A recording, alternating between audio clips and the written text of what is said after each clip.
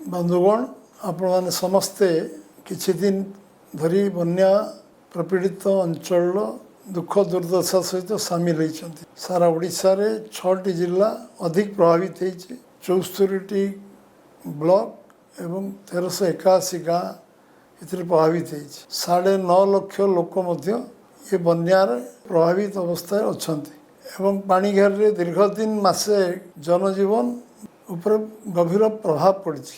गाई गोरु माने घर बाहरी पार ना, पानीघर लोक मैंने बाहरी पार ना, रास्ता घाट व्यापक क्षयक्षति होती।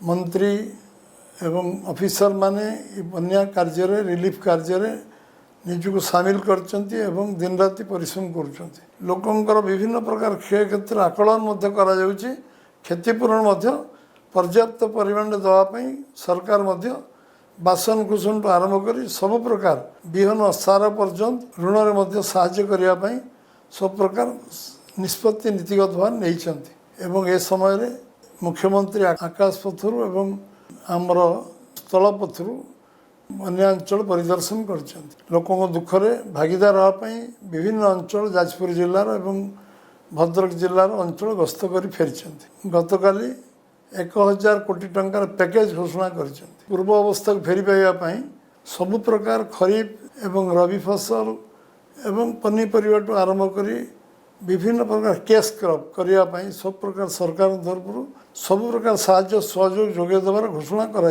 समस्त कार्यकर्ता बंधु माने बहुत कठिन परिश्रम ए वर्ष बन्या खबर मो पाखे अच्छे। समस्त को मुझे साधुवाद जनाऊँ धन्यवाद जनाऊँ।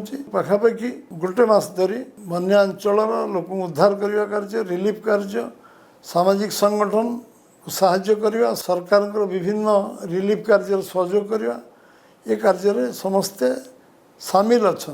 आगामी दिन में पुणी पानी अधिक बढ़िबार लगी बन्या पर बन्या आसोटी 3 थर बन्या आसला कौट 4 थर बन्या आसला कौट 5 थर बन्या आसला पुणी पानी बढ़ी चलती दुर्दशा बढ़ी चलती। ए समय आहरी धैर्यर सहित आम कार्यकर्ता अनुरोध कर बन्यांचल लोक मान सहित सामिल हूँ काम करूँ एवं साहाय्य सहयोग करूँ।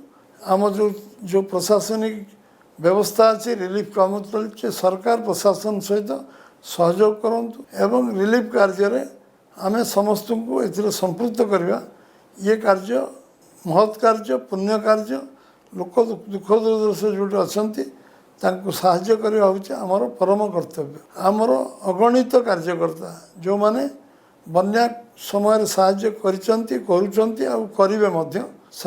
जगन्नाथ शक्ति दिंतु।